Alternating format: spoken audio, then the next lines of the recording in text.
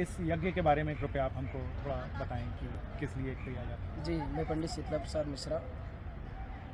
हमारे मन में इस यज्ञ का प्लान 2004 से ही हमने सोचा था, लेकिन उस समय हम परम पूज्य चंद्र चैतन्य महाराज जी की सानिध्यता में वैष्णो देवी कटरा के पुजारियों के लिए रुद्रचंडी महायज्ञ का आयोजन 2004 से 2005 तक अर्धवार्षिक रुद्रचंडी महायज्ञ का आयोजन किए थे।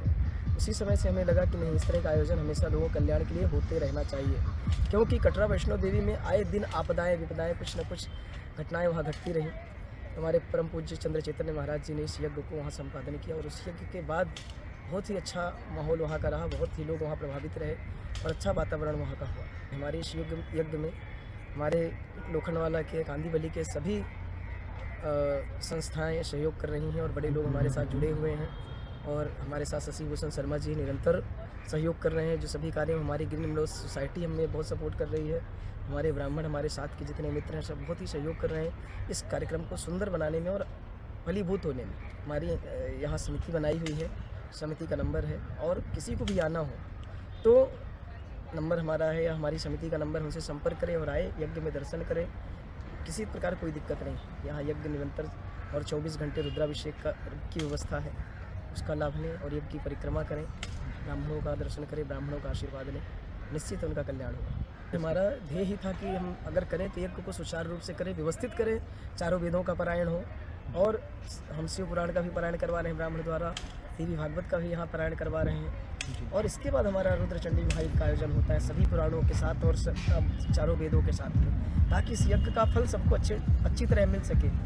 गाय का पूजन, गाय तो अपने आप में सर्वोपरि है। हमारे वैदिक सनातन परंपरा में गौ माँ मानी जाती है, तो सबसे पहले चाहते हैं कि हमारी माँ गाय को सब लोग पहले प्रणाम करें, फिर यज्ञ को प्रणाम करें, फिर ब्राह्मणों को प्रणाम करें, फिर यहाँ जो स्थापित देवी देवता उनको प्रणाम करें। रुद्राभिषेक भगवान शिव का है और शिव का अभिषेक हमने इसलिए अखंड रखा है ताकि यहाँ समस्त बाधाओं का निवारण हो सके, सबका कल्याण हो सके और सबको उसका लाभ मिल सके जो इच्छुक है। मैं ये कहना चाहता हूँ कि कांदीवली पूर्व में लोखंडवाला विलासराव देशमुख उद्यान में 30 जनवरी से 6 फरवरी रुद्रचंडी महायज्ञ का आयोजन किया गया है।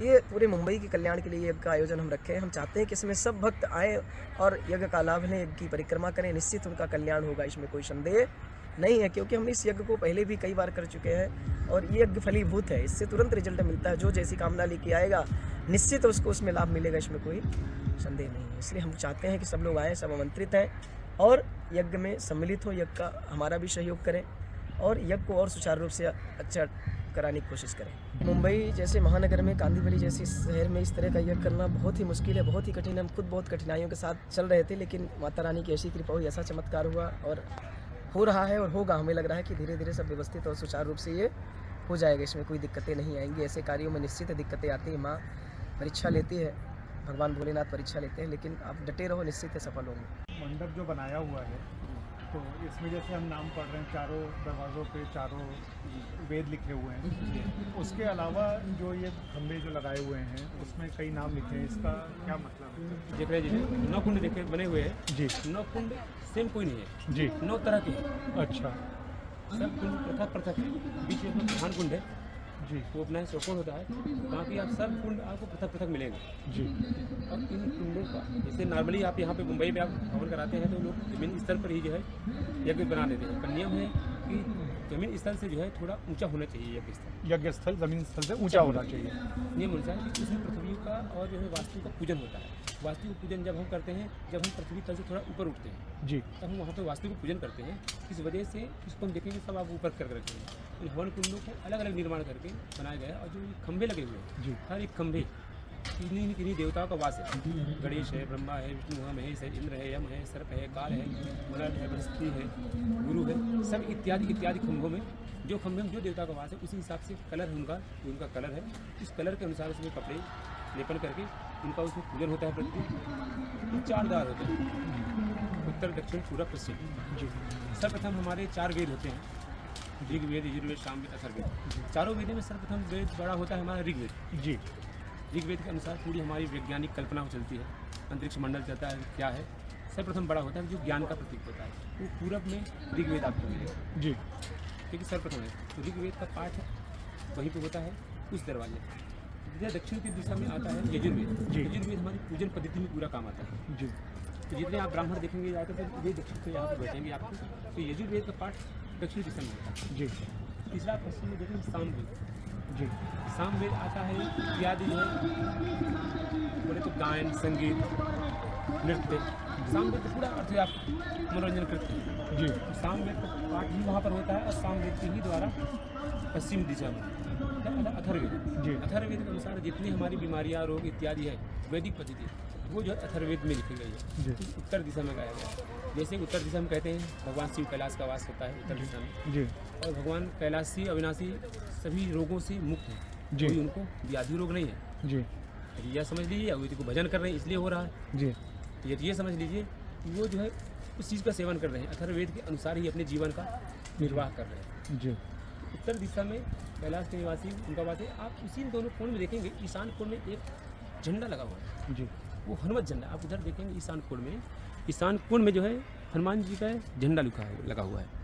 जी जैसे सूर्य का स्तंभ लगा है, सूर्य के स्तंभ से जिस लगा हुआ है उसमें आप देखेंगे 7 तरह का कलर उसमें लगा हुआ है झंडे में। ऊपर से बाहर से भी आप जाएंगे उसमें 7 कलर का झंडा लगा है। प्लस इनके प्रति आप बाहर जाएंगे तो हर एक स्तंभ के मध्य और बीच में अन्य अन्य कलर के झंडे लगे हुए हैं।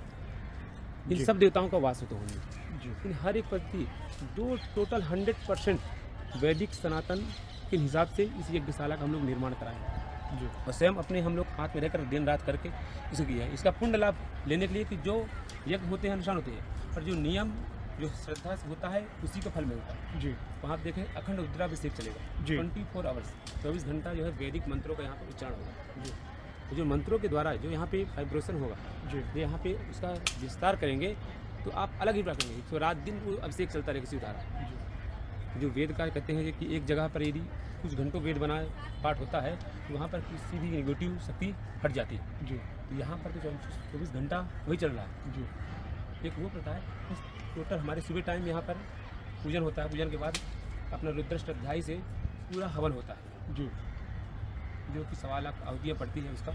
फिर दूसरे टाइम अपना माता दुर्गा सरस्वती के बुक्स के द्वारा माता जी की मूर्ति बैठी हुई है, उनका पूजन होता है और उन्हीं के सानिध्य में हवन माता जी के दूसरे टाइम होता है। जी दूसरे टाइम हवन करने के बाद फिर आरती के बाद शाम को कुछ न कुछ सांस्कृतिक कार्यक्रम हम करते हैं। जी और इस प्रांगण में हम लोग बना कर रखते हैं। इस प्रांगण में किसी प्रकार की अपवित्रता अशुद्धता न होने पाए, तो ये प्रांगण हमने अलग किया है। यहाँ पर ना आप चाय पी सकते हैं, ना कुछ खा सकते हैं, ना जूता चप्पल इधर नहीं। वो प्रांगण अलग किया हमने, ये प्रांगण अलग किया जी। कि शुद्धता के साथ में धर्मयुक्त वैदिक सनातन को आगे बढ़ाने के लिए और जो हमारी सनातन का जड़ है जी यज्ञ, उसको हम पूर्ण तरह करें और लोगों को दिखाएं कि ये होता ऐसे है। जी। कि आजकल मुंबई में किसी को पता नहीं कि यज्ञ क्या है।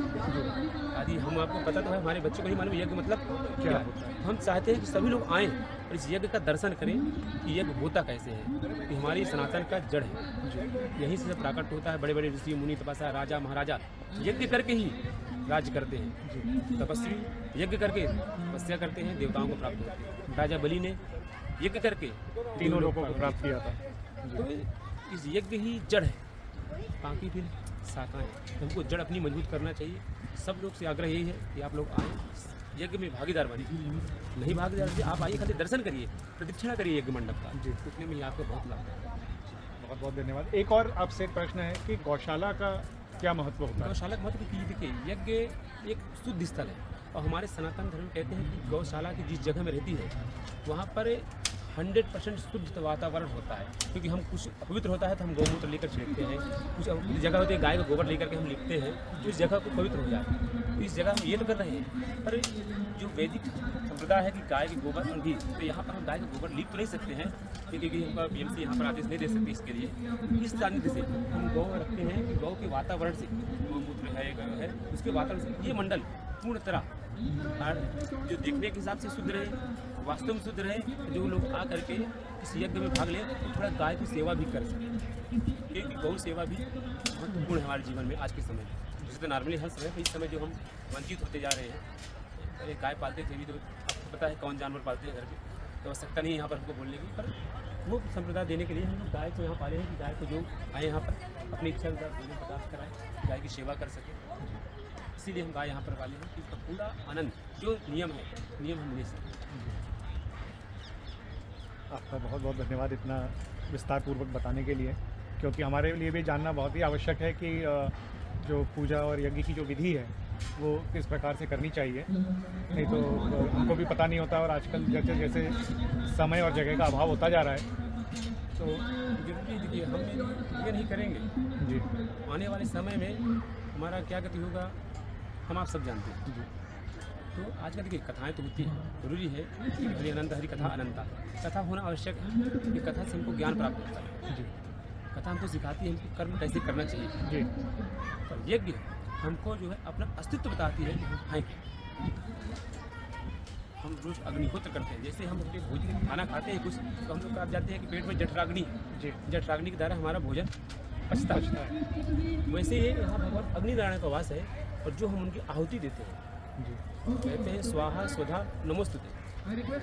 स्वाहा हम भगवान के लिए करते हैं, स्वधा अपने लिए करते हैं, भोजन करते हैं, नमोस्तुते हम भगवान को नमस्कार करके वंदन करते हैं। जी तीन तरह भगवान को प्रकट करते हैं, या तो अग्नि के द्वारा, या तो ब्राह्मण को भोजन करा करके प्रकट करते हैं, या तो भगवान को शांति से मनन करके नमस्कार करके हमको प्रसन्न करते हैं। पर यहाँ हम सर्वप्रथम जो स्वाहा होता है, स्वाहा करके हम देवताओं को प्रसन्न करने की चेष्टा कर रहे हैं। सब लोग हम लोग देवताओं को सर्वप्रथम चेष्टा करें, फिर वहाँ ब्राह्मण का भोजन है, ब्राह्मण भोजन करते हैं, उनका सब है, और शाम को भजन इत्यादि करके नमोस्तुते करते हैं। स्वाहा स्वधा नमोस्तुते तीनों की प्रक्रिया करके हम भगवान की पूजा में यहाँ पर सम्मिलित करते हैं।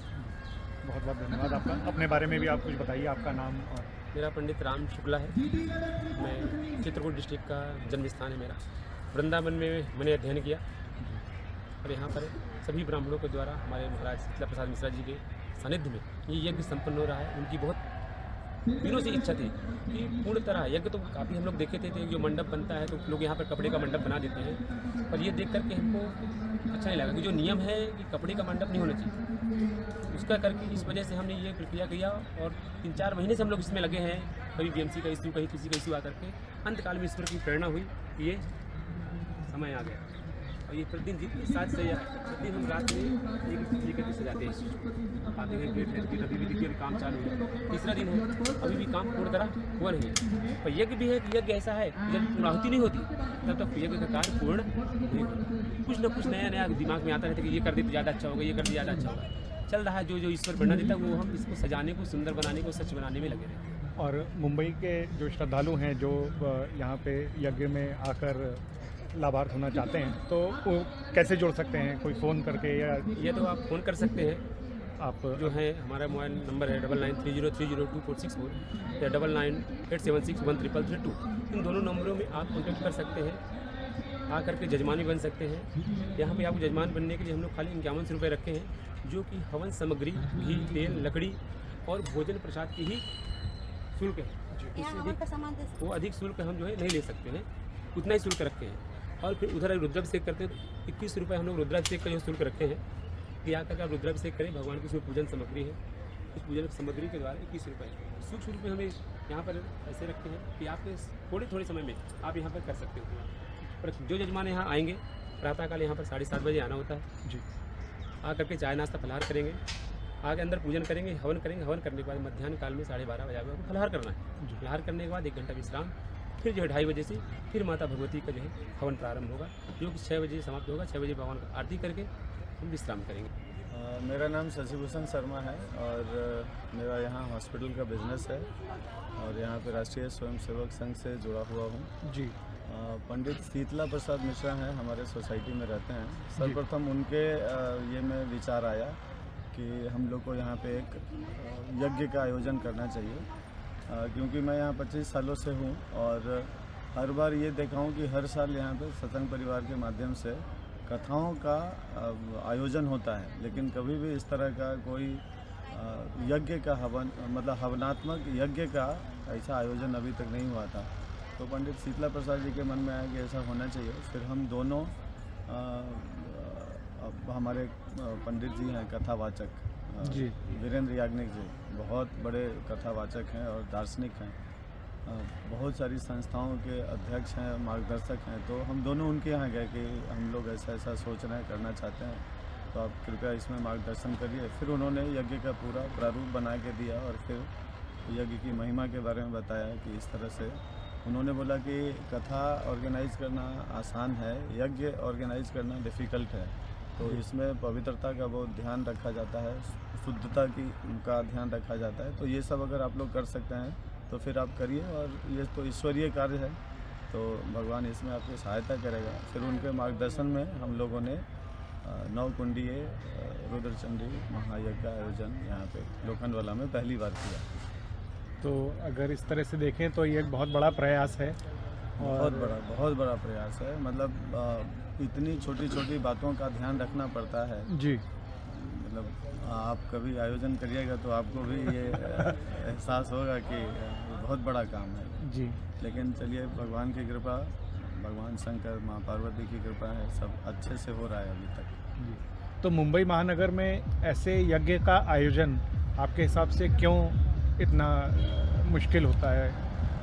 देखिए, यहाँ पे एक तो है कि मतलब लोगों के पास समय की बहुत कमी है यहाँ पे। जी। लोग यहाँ पे बहुत हैं, लेकिन लोगों के पास समय की बहुत कमी है। हालांकि मुंबई के लोगों में मैंने देखा है कि धर्म के प्रति उनकी बहुत निष्ठा है, जी, और धर्म के प्रति निष्ठा होने के चलते ही यहाँ पे बहुत धार्मिक अनुष्ठान होते हैं। जी, लेकिन अब जितने भी अनुष्ठान होते हैं उसमें कथाओं का बहुत ये है, मतलब कथाओं का बहुत आयोजन होता है।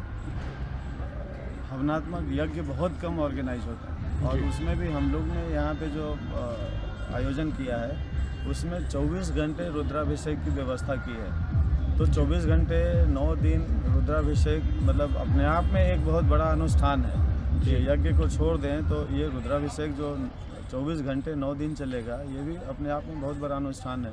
लेकिन अभी तक आज देखिए तीसरा दिन है, अच्छे से चल रहा है। जी।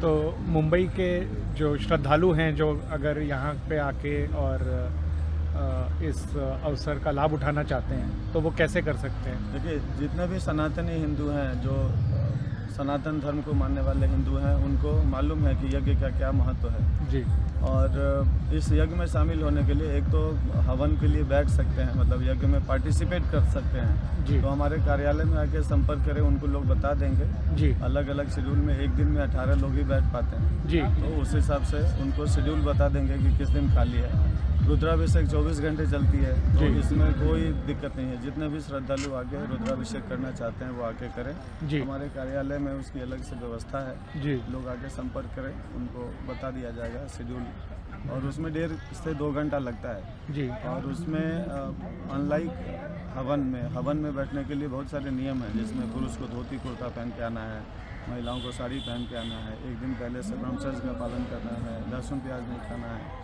ये सब बहुत सारी चीज़ हैं, लेकिन रुद्राभिषेक करने के लिए ये सब कोई नियम नहीं है। कोई मतलब इस तरह का बाध्यता नहीं है। जी, तो कोई भी आके बैठ सकता है। जी, पति पत्नी है तो बैठ सकता है, अकेले बैठना चाहते हैं तो अकेले बैठ सकते हैं। जी। तो रुद्राभिषेक ऐसा है कि आप कभी भी बैठ सकते हैं उसमें। जी। रुद्राभिषेक और महायज्ञ के लिए आपको बहुत बहुत शुभकामनाएं, और धन्यवाद। आपका प्रयास ऐसे ही धन्यवाद, हमेशा धन्यवाद। जी, जी। सफल रहे। सब लोग का यहाँ पे जितने भी लोग हैं, दान देने वाले लोग हैं, जो दिन रात काम कर रहे हैं, जो यजमान बने हैं, मध्य प्रदेश से 36 ब्राह्मण आए हैं, प्रधान विद्वान है वो लोग, सबकी कृपा से, और ये माँ भगवती और शंकर भगवान का कृपा है कि सबको इस तरह से उन्होंने ये करने के लिए प्रेरित किया है, और ये सब चीज़ें हो रही है। अदरवाइज किसी 1-2 आदमी के बस का चीज़ नहीं है इतना बड़ा अनुष्ठान करना। Book your Pandit mobile app से पाएं यज्ञ एवं कथा वाचन हेतु भारत के सभी प्रांतीय भाषाओं में अनुभवी पंडित जी सिर्फ एक क्लिक में।